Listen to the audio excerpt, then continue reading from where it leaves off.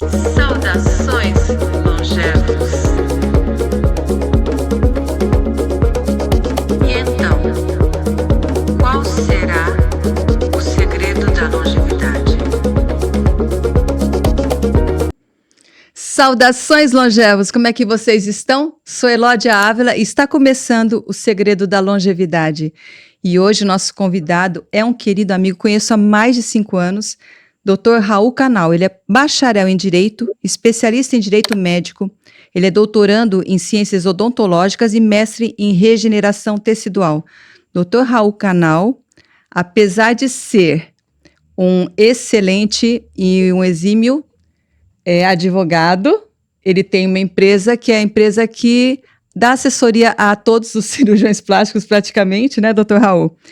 E também tem outras atividades, é compositor, escritor e muitas outras coisas, né? Muito obrigada por estar aqui conosco hoje, viu, doutor Raul? Doutora Elódia, primeiramente, parabéns pelo podcast maravilhoso. É um tema que nos empolga e interessa a todo mundo, com certeza, né?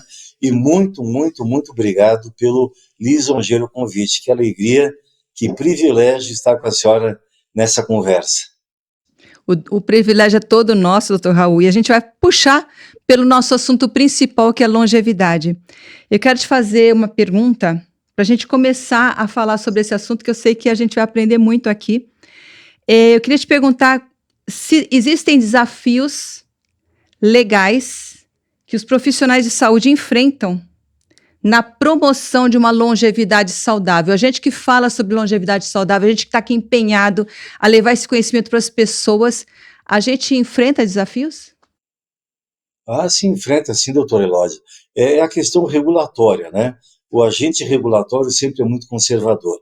Sobretudo quando falamos de vida e saúde humanas, né? Tem que ser muito conservador. Então, tanto o Conselho Federal de Medicina quanto a Anvisa são muito rígidos quanto às regras quando se trata de seres humanos. Então, são desafios. E o regulatório vai a reboque da ciência sempre.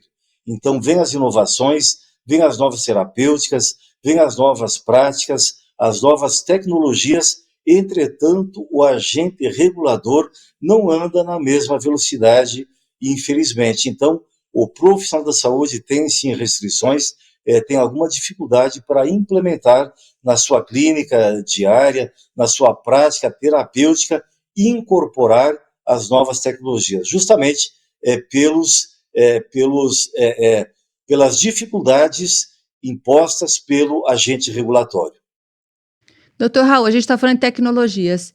E aquela parte básica, que é falar sobre alimentação, por exemplo, a gente encontra algumas restrições em falar coisas básicas, como, por exemplo, que faz mal o carboidrato simples. Isso é um assunto que se torna polêmico até entre os médicos. Que o senhor pensa a esse respeito? Olha, o principal obstáculo nisso são os interesses econômicos, né? Porque quando se divulga que um alimento é saudável e que o outro não o é, você privilegiou uma certa indústria e contrariou os interesses da outra indústria. Então, com certeza, quando se fala que as bebidas açucaradas, os refrigerantes são altamente prejudiciais, você se contrapõe aos interesses dos maiores gigantes do mundo, entre eles a Coca-Cola, né? E certamente aí a mídia, que é alimentada com os patrocínios, com a divulgação, com os anúncios comerciais, a própria mídia vai criar obstáculos àquilo que você quer pregar, àquilo que você quer divulgar, porque a propaganda do refrigerante, das bebidas açucaradas, das bebidas alcoólicas, dos carboidratos também, são propagandas sedutoras, né? Sedutoras e milionárias. Então é muito mais sedutor você vender uma Coca-Cola do que uma água alcalina. Né? Perfeito.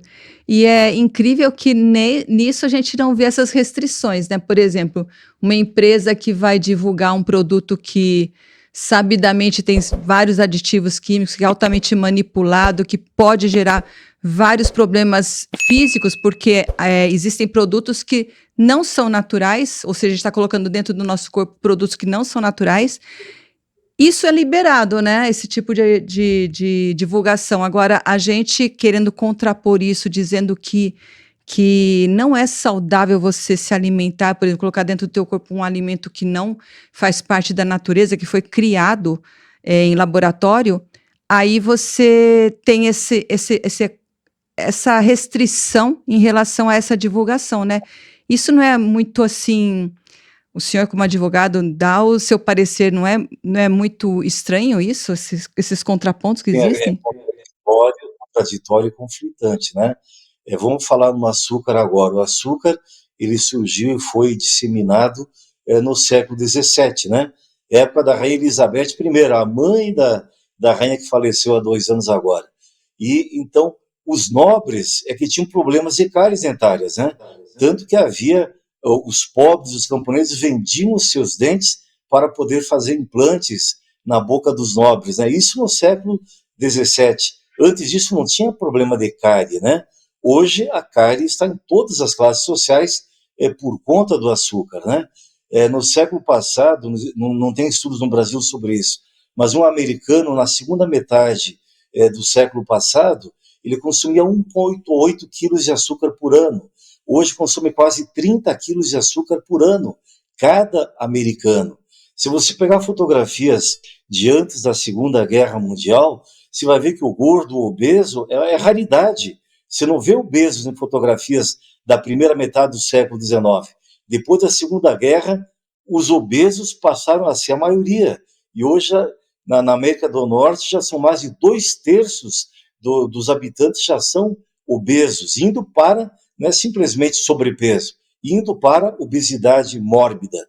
Isso por conta desse consumo exagerado, exacerbado dos açúcares, né? E, logicamente, de carboidrato também, né?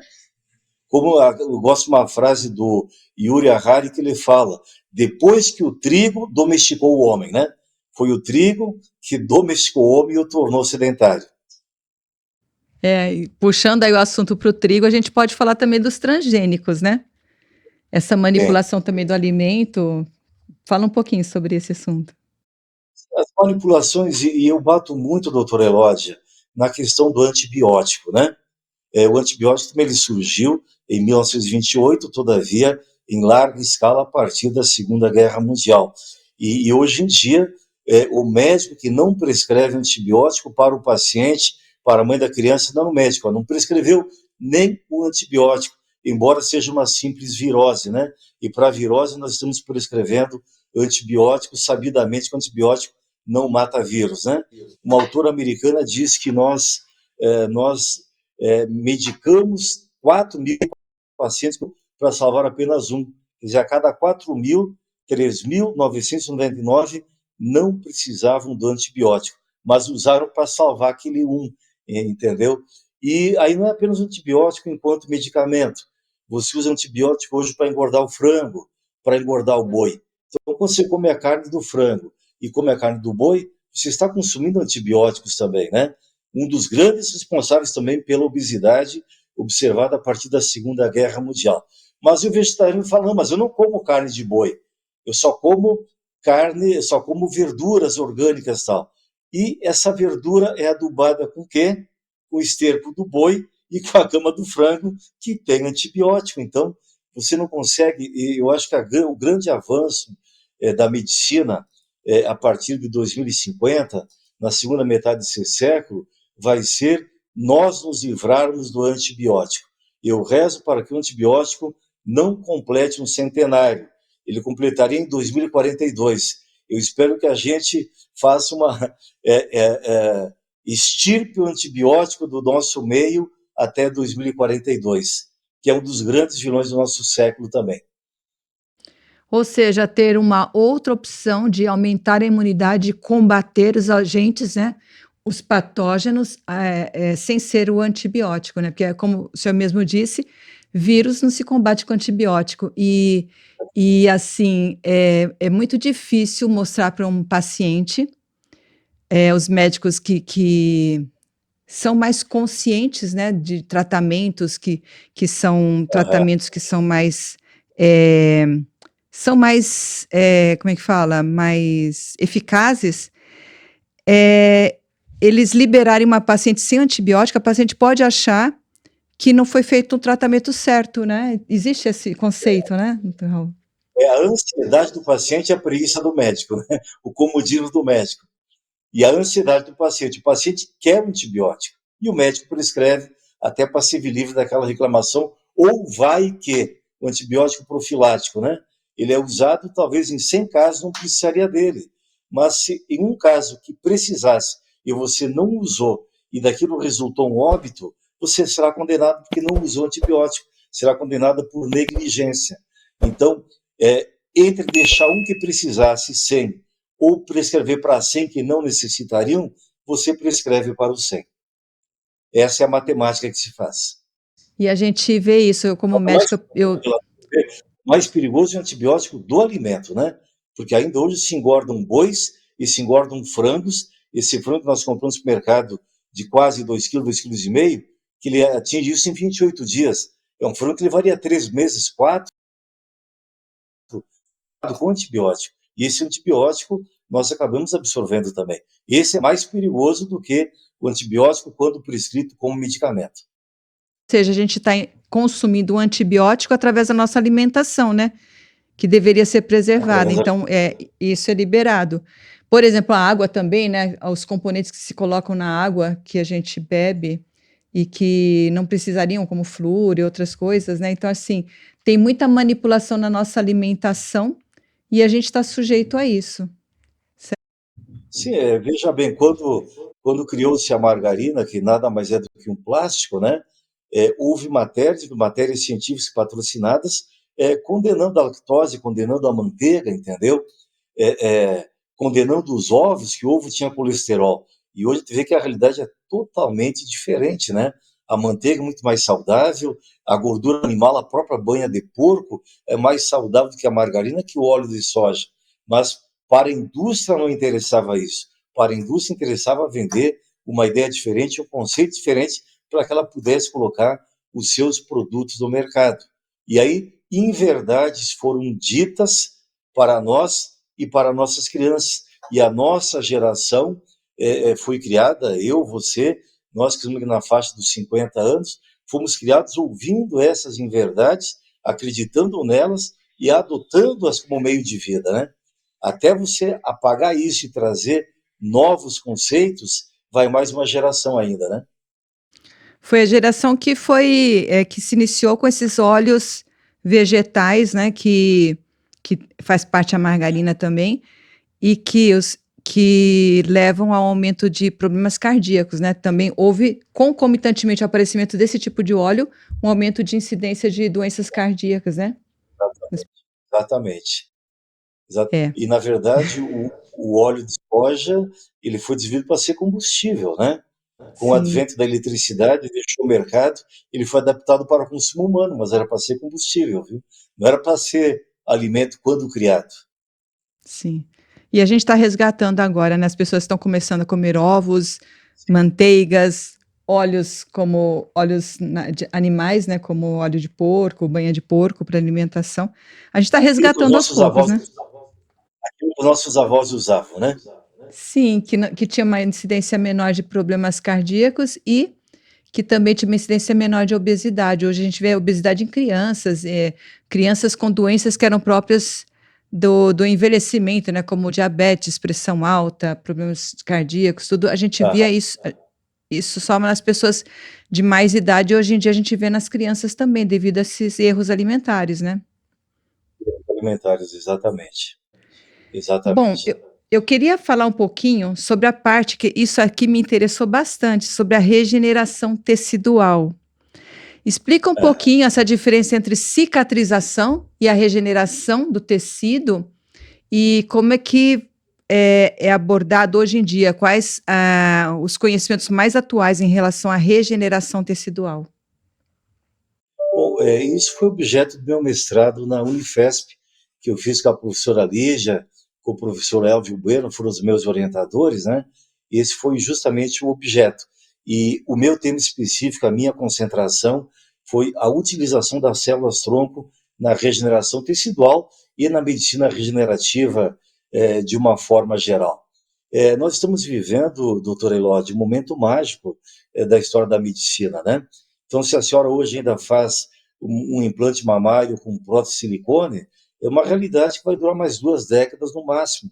Na década de 40 para 50, a senhora vai usar material biológico da própria paciente para fazer os implantes. Não vai usar um implante artificial feito com silicone ou qualquer outra substância. Aliás, o tecido adiposo já vem sendo usado em larga escala para fazer-se preenchimentos. Mas com a tecnologia das células-tronco mesenquimais, dentro de poucos anos, esses fios de sustentação, esses preenchedores subcutâneos, Sculptra, ácido hialurônico, tudo mais, o próprio Botox, isso vai deixar de existir, eu creio que em 2 décadas no máximo. Você vai fazer esses implantes, esses preenchimentos com material biológico colhido do próprio paciente. Essa vai ser a grande revolução da medicina que vai acontecer ainda nesse século, se Deus quiser.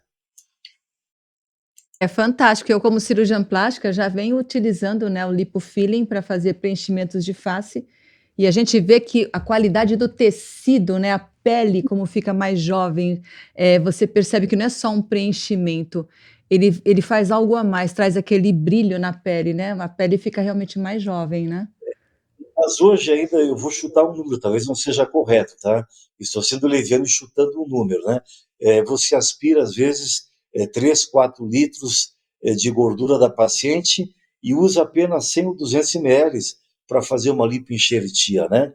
No momento que nós isolarmos, conseguimos um procedimento dentro do centro cirúrgico de isolar as células-tronco, nesses 3, 4 litros de tecido adiposo, você vai ter algumas dezenas de milhões ou centenas de milhões de células-tronco viáveis, e você, a partir deles, usando um condutor, algum material bioabsorvível, um hidrogel, um biohidrogel, quem sabe, você vai ter um aproveitamento muito maior, né?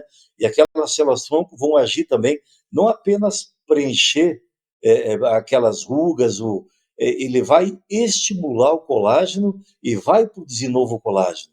Então, é um círculo virtuoso que se instala no tecido subcutâneo do paciente e vai ser duradouro, não vai ser um procedimento para 6 meses, para 3 meses, como é hoje um Botox, um ácido hialurônico, um Sculptra e outras substâncias, né? E outra coisa, totalmente biocompatível, sem nenhuma bioincompatibilidade com o paciente, porque é material biológico colhido dele próprio, né? O tecido, né? Vira um componente da pessoa, natural mesmo, porque é dela mesma, né, a fonte.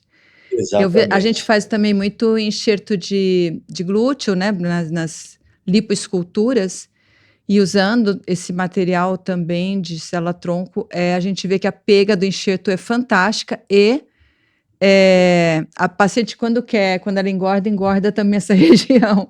Então, a pessoa quer ficar com o bumbum um pouquinho mais, é só engordar um pouquinho, porque como a cintura geralmente foi limpada, aí engorda nessa região, fica com um novo contorno corporal, isso que eu quero dizer, não volta mais aquilo que era, né?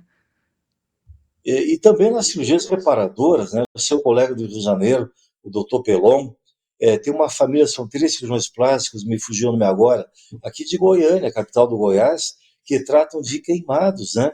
Valendo-se de células-tronco. Então, se constitui um novo tecido, uma nova pele a partir das células-tronco do próprio paciente, né? Isso é uma coisa incrível, é Tá. maravilhoso isso.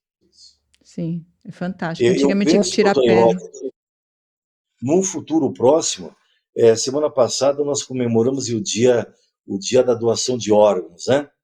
E o ano passado foram feitos 14 mil implantes, transplantes de órgãos no Brasil, né? 5 mil deixaram de ser feitos, embora o paciente em vida tivesse declarado que era doador, a família não autorizou. Então, 5 mil pessoas com morte encefálica e que haviam se declarado doadores, não puderam doar os órgãos. 5 mil doadores salvariam talvez 40 mil vidas, porque cada doador pode salvar 8 vidas, né? Isso deixou de ser feito. Eu imagino que no futuro muito próximo, nós não precisaremos mais de doação de órgãos.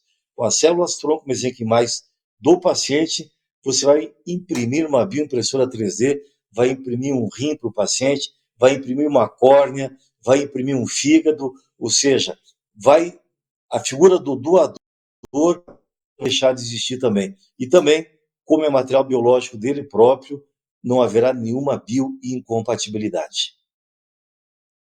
Acho que isso, né? E saber que isso está muito tangível, está muito próximo da gente, não é nada assim de elucubração, nada. Está muito tangível. Tem vários estudos já levando a isso, né? Levando a esses órgãos formados por impressão com o próprio tecido do paciente. Isso é fantástico, né? Fantástico. Eu imagino, doutor Elódio, acredito, tenho esperança que nós consigamos viver essa fase ainda. Não os nossos filhos e netos, que nós ainda consigamos. Eu tenho lido alguns prêmios Nobel de Medicina, inclusive, de biologia, que dizem que a grande virada vai ser na década de 40, 45. Parece que é uma coisa muito próxima, mas o tanto que nós estamos avançando, se você imaginar que o iPhone tem apenas 14 anos de vida, né? Não tem nem 15 anos que surgiu o smartphone, o iPhone, e olha quanto ele avançou. Eu vi um autor americano dizer, uma palestra que eu vi semana passada, inclusive, que se esse avanço que houve na TI, tecnologia de informação, nos microchips, nos computadores, se essa mesma evolução tivesse acontecido nos automóveis, na indústria automotiva, um Fusca andaria hoje a 480 mil quilômetros por hora, consumindo de 2 a 4 litros de gasolina apenas, e custaria 4 centavos de dólar. Então, o tanto que a tecnologia tem avançado, o quanto ela barateou, o quanto ela tem acumulado de memória, de velocidade, de capacidade. Apolo 11 chegou à Lua e não tinha 1% de tecnologia ou de memória que tem o seu iPhone. Olha que loucura isso. Isso foi há pouco mais de 80 anos, né? Há pouco mais de 80 anos, acho que talvez até menos, eu não sei direito não, mas 60, né? não, acho que é menos, 60 anos. 60 anos. É, isso mesmo. E incrível 60 que anos. a nossa geração viu uma transformação absurda de toda a humanidade. Coisas absurdas a gente viu, a gente presenciou. Eu acho que foi a geração que mais ficou impactada com avanços tecnológicos que qualquer outra, porque quem está nascendo agora já está nascendo nessa época que já está acostumado com o avanço tecnológico. Nós não, nós vimos desde a época do gravador, da época que a nave espacial até hoje, né? Então, assim, é muito avanço tecnológico em tão pouco tempo, né? Nós vimos o fax surgir e morrer, nós vimos o DVD, o Blu-ray, e quantas tecnologias surgirem e morrerem, entendeu? Olha Rapidamente. quanta revolução. E isso muito rápido, né? Muito rápido. O celular é da década de 90 e o celular só fazia ligação. O meu primeiro celular, a memória dele, a capacidade era 30 nomes na agenda dele. Eu conseguia armazenar 30 contatos apenas na agenda de um celular. Olha que loucura em apenas 30 anos. Foi em 93 o meu primeiro celular. Olha quanto avançou em apenas 30 anos. Hoje dá para você medir a sua glicose, a sua glicemia através de celular. Quando o celular passou a bater fotografia, já foi uma revolução para nós, né? Sim, já foi uma grande revolução. E assim, falando, parece que a gente é tão antigo, mas não é questão de 30, 40 anos atrás, tudo mudou muito, né? E aí eu fico imaginando como é que vai ser daqui para frente. A gente falava em longevidade antigamente, a gente via pessoas que eram matéria de fantástico, quem tinha 100 anos, lembra? Era uma coisa assim absurda a pessoa conseguir chegar aos 100 anos. Você sabe quantos brasileiros já têm mais de 100 anos hoje? Vivos no Brasil? Não, pode me falar 37 isso mil. aqui. 37 mil brasileiros com mais de 100 anos de idade. No mundo todo, são mais de 700 mil cidadãos com mais de 100 anos de idade. No Reino Unido, são 14 mil. Quer dizer, é uma coisa que há pouco tempo isso era inconcebível, né? Eu fiz o curso de Direito fazendo o cálculo de pensão vitalícia que iria até os 65 anos de idade. E os juízes fixavam pensão vitalícia calculando até os 65, porque a expectativa de vida era 65. Isso há apenas Era. 30 anos atrás. Hoje nós temos os super centenários, né? Pessoas com mais de 110 anos. Que tem muitas já. Muitas pessoas com mais de Uma 110 anos. história, doutor Eloy, eu sempre conto uma história no Reino Unido, o rei Eduardo V, se não me engano, avô da Elizabeth, né? A Elizabeth, sim, a atual agora, ele criou, ele criou uma rotina lá, uma ritualística, sempre com um cidadão, não é o Jorge, né? O Eduardo é o filho do Jorge, o Eduardo é o tio da Elizabeth. Sempre que um britânico completasse 100 anos de idade, o rei mandava um telegrama cumprimentando. Então, o rei George V, que reinou de 1910 até 36, em 26 anos, ele mandou 12 telegramas apenas, um a cada 3 anos. A Elizabeth mandou quase 13 mil telegramas nos seus 70 anos, né? Quase 13 mil. Hoje, no Reino Unido, tem mais de 14 mil cidadãos com mais de 100 anos. Olha quanto isso evoluiu. Olha quanto mais gente ultrapassando o centenário. Nós temos 3 teorias básicas em relação à longevidade. Uma é de que a gente vai estacionar, alguns dizem em torno de 120 anos, e aí não aumenta nem abaixo, porque estaciona mesmo o tempo de vida das pessoas que vivem sem ter acidentes e outras causas de morte, por causas naturais de morte. Existe uma outra teoria de que a gente chegou num patamar e a partir de agora a gente vai decair, né, declinar devido a essas alterações que nós temos na nossa alimentação, estilo de vida e tudo que está fazendo com que haja esse aumento de obesidade, sobrepeso, que está vinculado com diminuição do tempo de vida, né? E também tem uma outra teoria de que, devido ao avanço científico ser exponencial, o nosso crescimento vai ser exponencial, vai ultrapassar essa faixa dos Há 120 quem anos. fale já, há quem fale em amortalidade. Amor, A não mor- I, né? é. Amortalidade. Que no futuro, aí, talvez nesse século ainda, os seres humanos morrerão apenas de morte matada e não mais de morte morrida. Parece uma loucura, um milagre isso, mas se você for para a natureza, todas as bactérias são amortais, né? Elas só morrem de morte matada, não de morte morrida. O nosso organismo é 90% bactérias, né? As nossas células cancerosas também elas se tornam amortais, só morrem de morte matada, né? Então, na hora que descobrimos quais são as proteínas responsáveis por isso, nós teremos o segredo aí da amortalidade. Eu não sei se é do seu conhecimento, mas a Google já tem 4 anos que ela criou uma empresa na Califórnia, a Calico, California Life Company, desenvolvida, criada, sonhada pelo Raymond Cruz, o vice-presidente de projetos especiais da Google, o pai da inteligência artificial dentro da Google, e a missão dessa companhia é simplesmente matar a morte. Só isso. Então, isso é incrível, né? Incrível as pessoas saberem disso. Procurei como Calico, que é Calico, que é uma empresa da Google, que o objetivo Tem dela uma é cidade acabar com, chamada eliminar a Calico, morte. eu não sei se foi um trocadilho, mas tem uma cidade fantasma em Utah que chama Calico, né? Pode, não sei se houve um trocadilho e fizeram a sigla, que é a cidade Calico, que é a cidade fantasma, né? Olha só, Não não sei se sabia há disso não. trocadilho. Super interessante. Mas realmente, Curtis Veil, ele fala, esse Raymond Kurzweil, ele fala muito sobre essa matéria, e tem várias pessoas ligadas à Google, à NASA, vários estudiosos que acreditam realmente nessa amortalidade que o ser humano vai atingir. Tanto é que tem pesquisas que já mostram seres que eles conseguem duplicar ou triplicar a vida. Então, por exemplo, um rato que viveria X anos, ele consegue viver 3 vezes o tempo de vida total que ele viveria através de algumas intervenções genéticas e alguns medicamentos. E isso, quando passa, rato é mamífero, daí para passar para o ser humano é um pulo, não é? Não demora muito.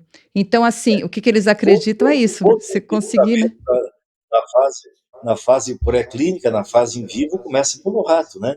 O rato é o último estágio, o rato, o porco, né? O coelho, mas mais o rato.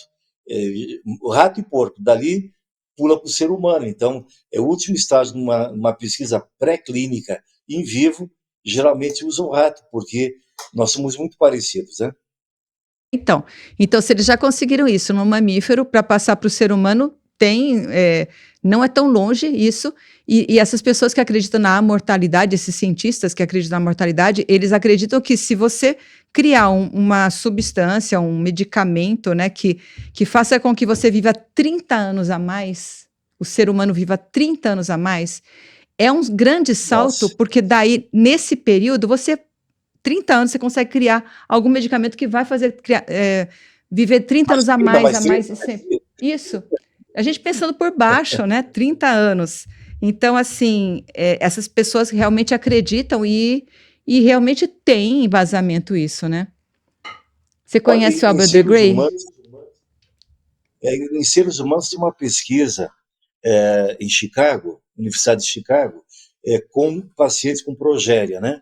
Progéria é uma doença muito rara, tem 7, 8 casos no Brasil apenas, onde as crianças nascem com aceleramento do envelhecimento. Elas envelhecem 7 vezes mais rápido que um ser humano comum.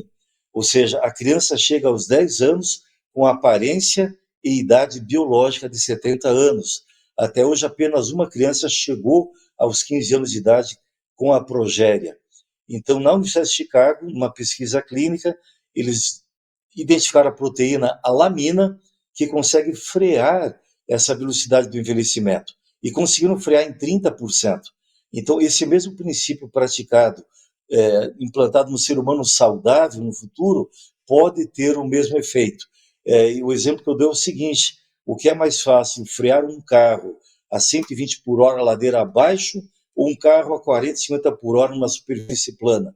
Nós saudáveis estamos numa superfície plana a 40, 50 por hora. Essas crianças com progéria estão a 120 numa ladeira abaixo e eles conseguiram frear em 30%, dá 30% a mais de vida.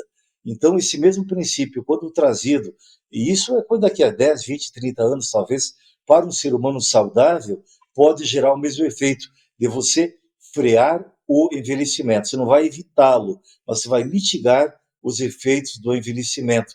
E aí você chegar aos 100, 120 com um coração saudável, com um coração de 60 anos, com um cérebro saudável, arejado, sem Parkinson, sem Alzheimer, você com os movimentos físicos do seu corpo, com a sua robustez, com a sua rigidez física que você tem aos 50, 60 anos, aí vale a pena, porque chegar também, doutor Elode, aos 120 anos, deitado num leito hospitalar, dependendo dos familiares para cuidar de você, sem lucidez, sem reconhecer as pessoas, também não vale a pena, né?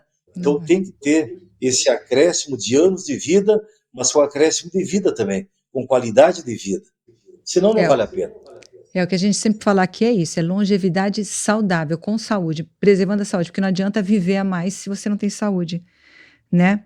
E eu andei olhando o teu Instagram e eu vi que você você faz tratamento em câmara hiperbárica para aumentar telômeros. Conta um pouquinho sobre isso aí. Vamos ver um pouquinho. Olha, se você ver a minha casa aqui, Elode, eu acho que tem mais equipamento que a sua clínica. Tá? Eu tenho uma câmara hiperbárica aqui em casa, eu tenho uma cápsula de flutuação onde simula o Mar Morto, né? É uma piscina, uma banheira, digamos assim, fechada. Você põe 1.000 litros d'água e 500 quilos, 550 quilos de sal Epsom, sulfato de magnésio. Então simula o Mar Morto. E aí você combate o estresse, ansiedade, dores reumáticas, dores musculares, articulares, e você faz um isolamento sensorial, privação sensorial, eu faço uma vez ou 2 por semana.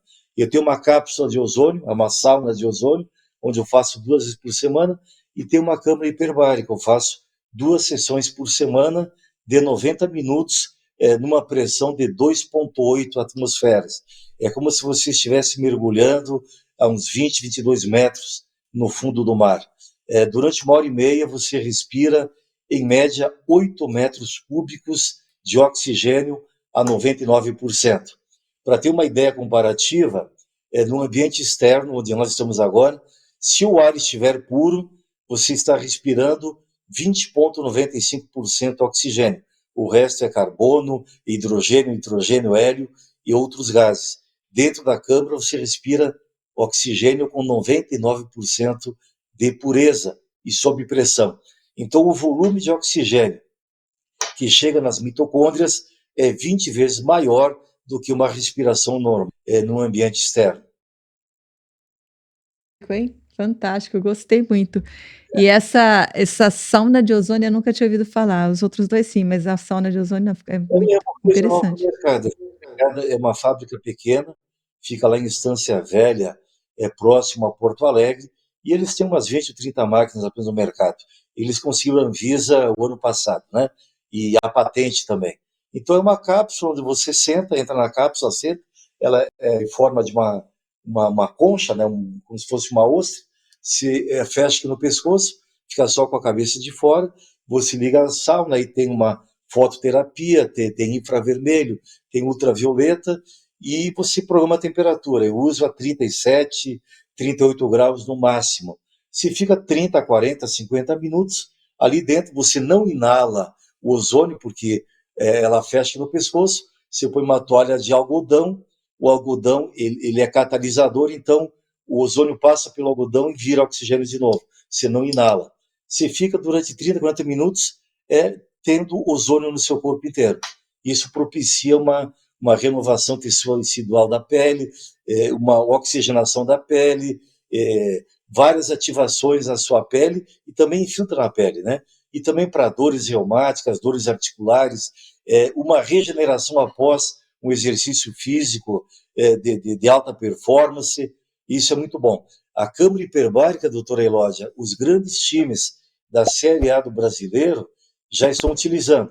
Flamengo, Corinthians, Grêmio, o Palmeiras, o Cuiabá, o São Paulo.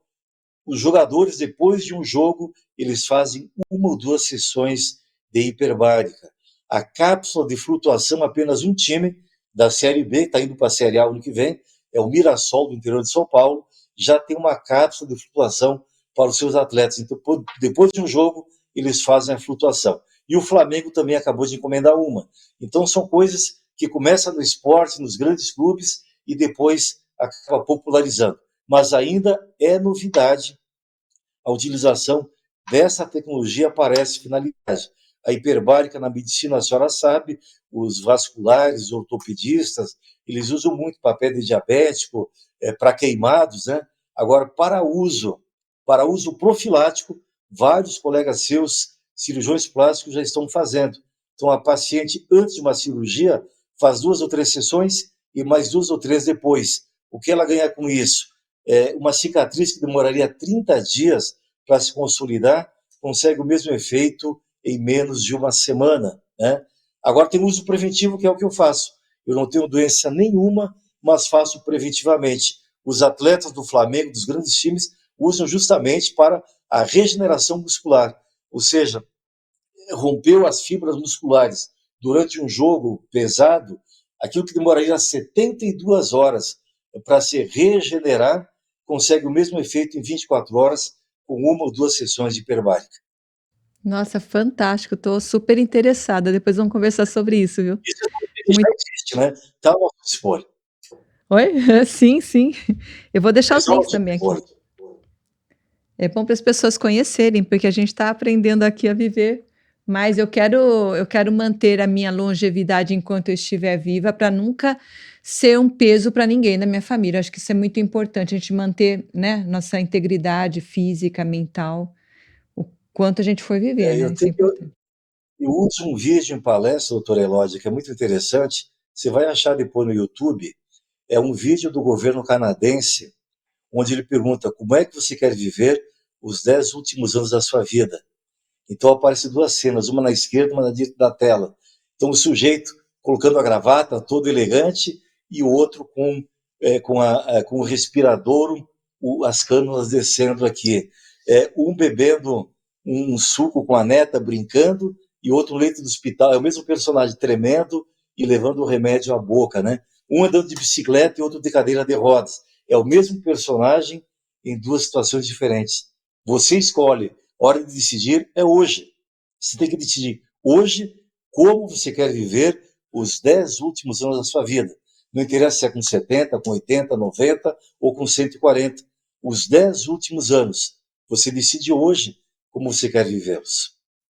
Isso é super importante. Eu já vi esse vídeo ele é impactante. E eu lembro de uma matéria uma vez em um jornal, depois talvez eu ache essa matéria para colocar aqui, que relatava que o brasileiro passa 1/5 da vida incapacitado, ou seja, os últimos anos com alguma limitação ou física ou mental, e isso realmente é uma matéria que eu vi que eu achei muito impactante também, porque imagina, você ter 1/5 da sua vida tomando remédios, geralmente em torno de 3 remédios no mínimo, e com alguma limitação, com alguma dor, com algum problema que impede você de viver tua vida com plenitude, né. Então não, a gente tem que optar por ter uma vida com plenitude, sempre, E né. além de você não viver em plenitude, você acaba limitando a vida das pessoas que você ama e que te amam, né?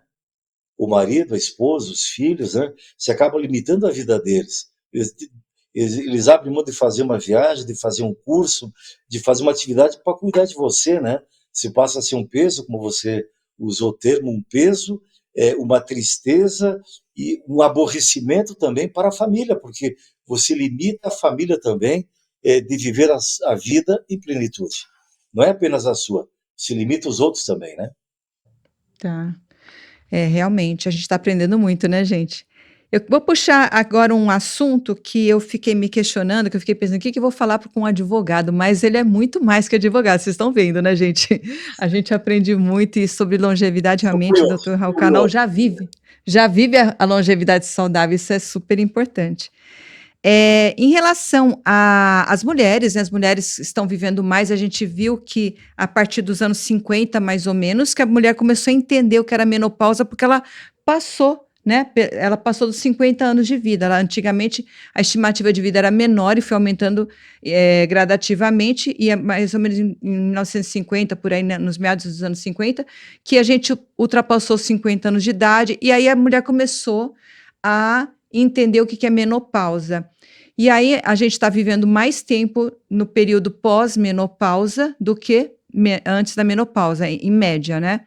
Então, o problema da mulher, que a gente, como está vivendo mais, a gente está deixando as nossas opções profissionais e a gente está dando prioridade a vários assuntos antes da maternidade, né?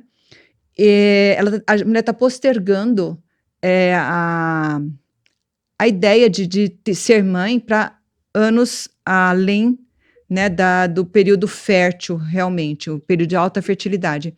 Então, aquela mulher que está pensando em ter filho a longo prazo, como é que é a questão legal em relação a congelamento de óvulos? Eu lembro que quando eu estava perto de ficar grávida, tudo, eu estava já com 36 anos quando eu fiquei grávida, eu comecei a me questionar sobre isso. E se eu quisesse congelar óvulos, existe alguma legislação nesse sentido para Sim, as sim, mulheres? existe. Os Tem? óvulos, sim, você pode congelá-los.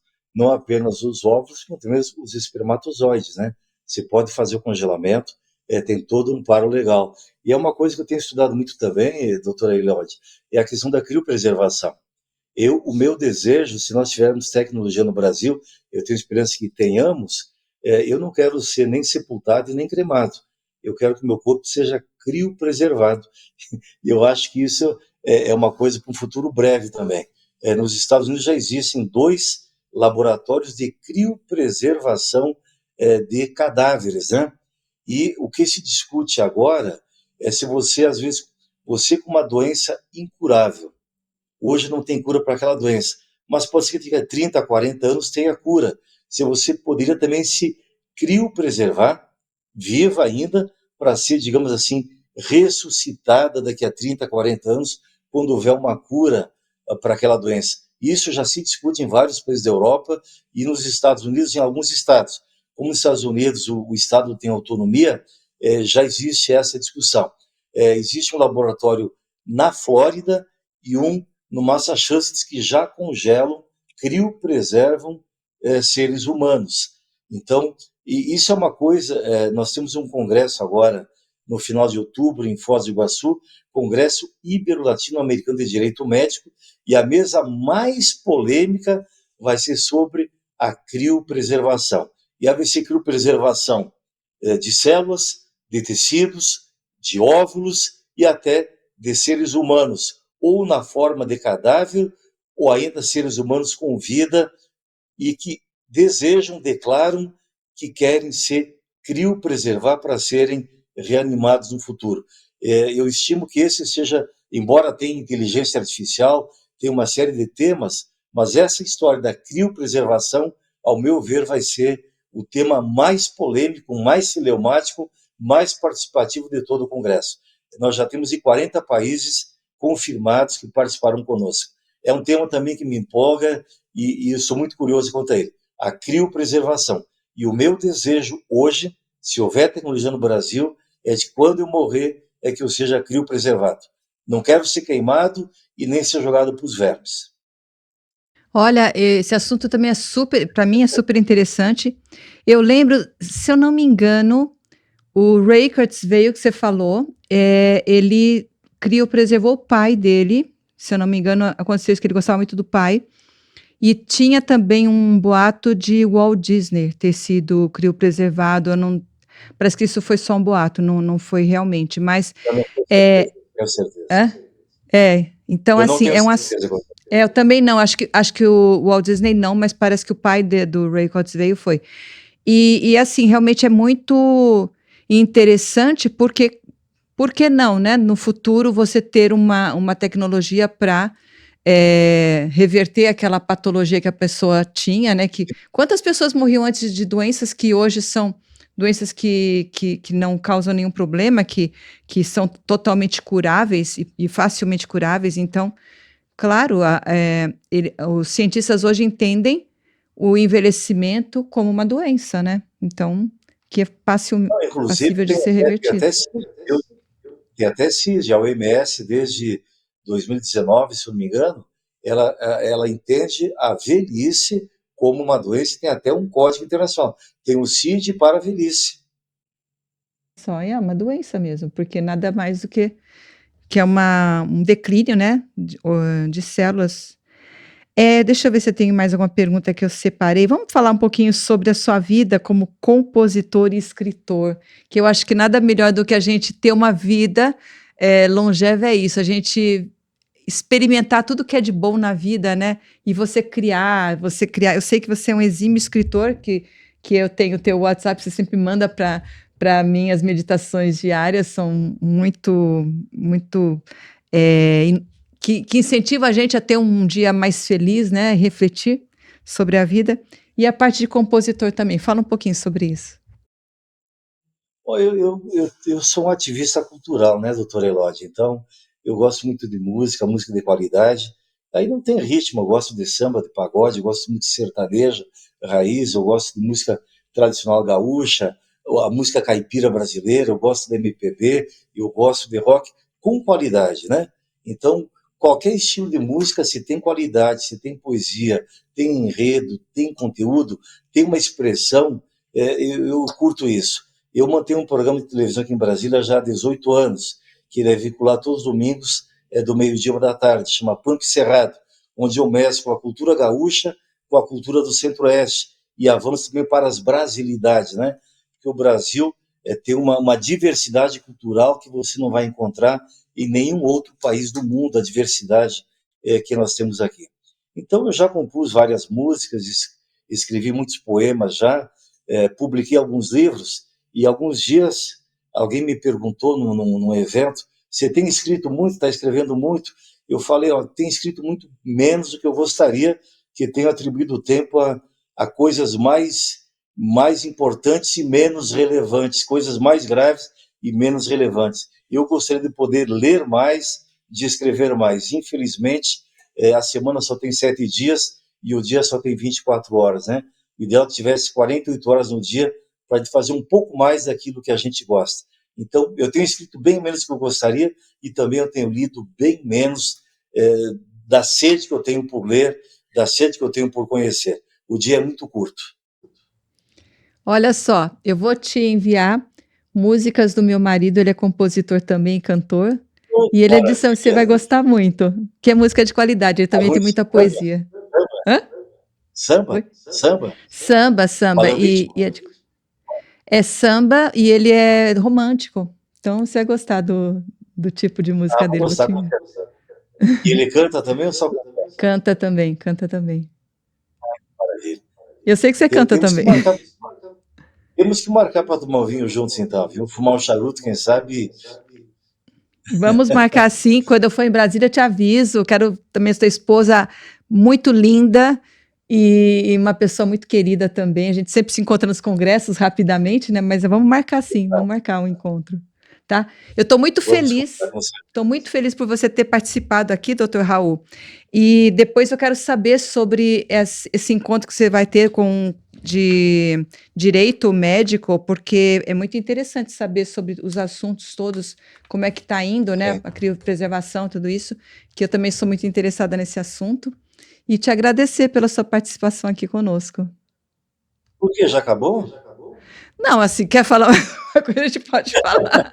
É que eu sei que você tem horário, que eu marquei aqui 1 hora e eu sei que e Eu a gente faço está muito cravado rápido. aqui, mas Foi ótimo. Eu amei, viu? Amei. eu Muito amei obrigado pela também. oportunidade. Eu também amei. Vou deixar aqui as suas redes sociais para as pessoas te seguirem, porque eu sei que seu conteúdo é muito vasto e quem é médico sabe de todo o apoio que a sua empresa, a Anadem, nos dá para nós médicos, principalmente cirurgiões plásticos e outras especialidades também. Então, eu tenho certeza que todos o querem muito bem, porque a gente é muito bem assistido por você, pela sua empresa. Gente, Obrigado. se vocês gostaram, deem um like aqui, né? Por favor, ajude a divulgar esse podcast, porque eu faço com muito carinho e trago pessoas super interessantes como o Dr. Raul Canal. E aí, deixa um recadinho final para todos que estão aqui nos assistindo, Dr. Raul. Olha, recado bem simples. Viva a vida sempre, vou usar a sua expressão, viva a vida em plenitude. Ou viva em abundância, como diz o Evangelho, né? O importante é o momento presente. Quem vive ansioso, quem tem ansiedade, vive com excesso de futuro. Quem tem depressão, vive com excesso de passado. E quem é estressado, vive com excesso de presente. Então, o importante é viver de forma equilibrada.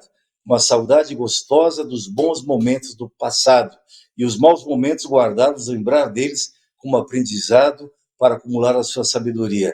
Aguardar o futuro com serenidade e com esperança e viver com alegria, com leveza o momento presente. A vida é aqui, a vida é agora e cada minuto merece, precisa e deve ser vivido na sua plenitude e com abundância.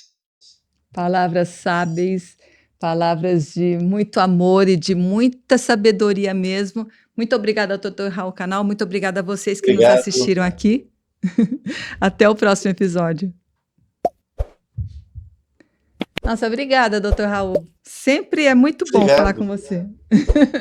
Mas passou rápido, hein? Passou rápido, passou rápido. E então,